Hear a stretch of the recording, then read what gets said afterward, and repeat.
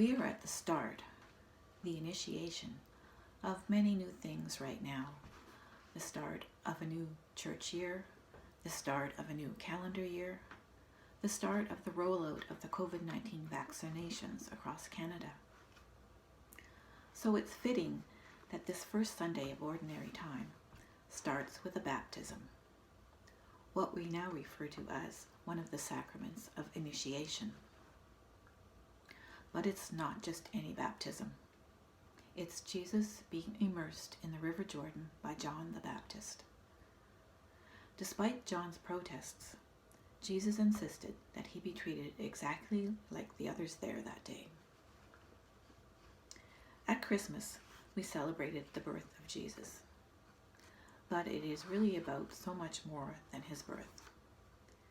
Jesus being born of Mary in the manger is a concrete manifestation of God joining the creatures he created in our human journey. God incarnate. The incarnation. God sending his Son to share in the human experience. How amazing is that? When that happened, Jesus didn't arrive to just try out being human. He didn't just dip his toe in the human experience. He fully immersed himself, quite literally, as we see in today's gospel. He lived a fully human life, had a childhood with his parents, although we are told very little about that time. I wonder if he realized when he was a child that he was different, if he knew who he was. Or did he, like we do, gradually come to awareness about what life is about and what our role in it might be? I don't know about you, but growing up, if I thought about it at all, I just assumed that my family and household was pretty much the same as everybody else's. Sure, I knew that my best friend had a bit more spending money than I did. But it was only as I got older and shared in my friends' lives that I started to see more differences and realized that each person's reality was unique to them and sometimes very different from mine. For instance, my dad was quite a stickler about certain things. On Christmas morning, when we were children, my brother and I weren't allowed to open presents or even our stockings until we had gone to church, had breakfast, and washed, dried, and put away all the dishes. Then, and only then, were presents opened.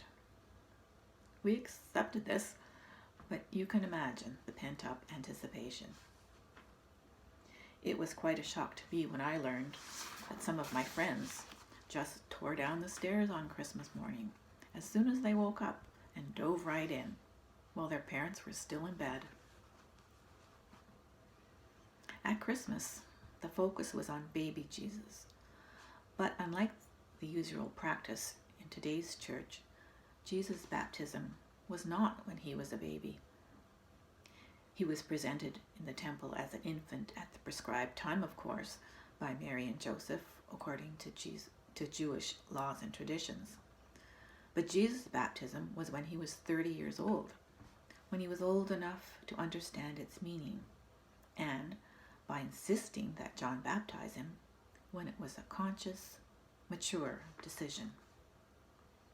In that sense, Jesus' baptism was a true rite of initiation, a turning point from what was before to something else after.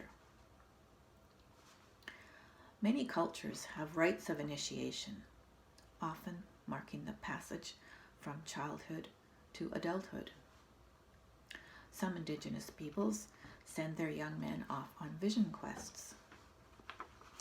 In South America, La Quinceañera is a big celebration of a girl's transition to womanhood at age 15. When I was in Ecuador, my development and peace group thought we were attending a public mass at a local church, but it turned out it was the mass in celebration of a young girl's quinceañera. It almost seemed like a wedding in terms of its grandeur, the number of attendees, and the fancy clothing. Families must have saved their whole lives for this event.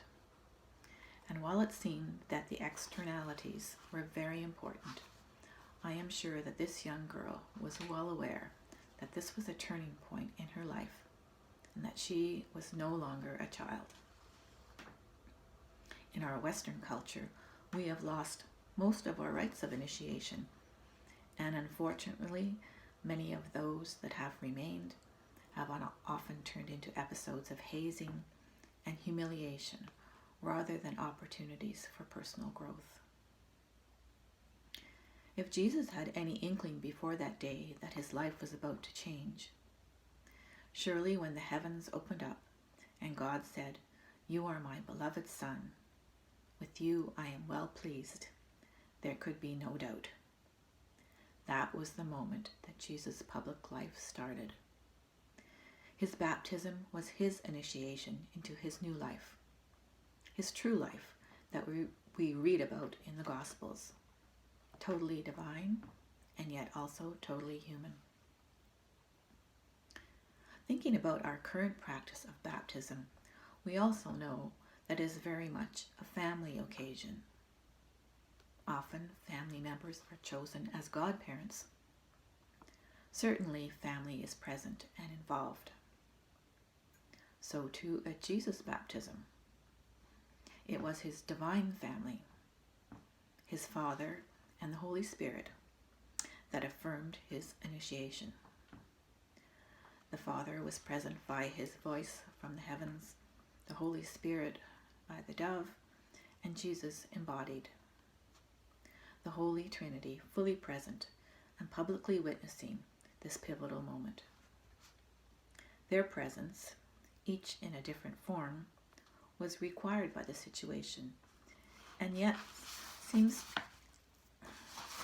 to have been a new way of their being together in the world.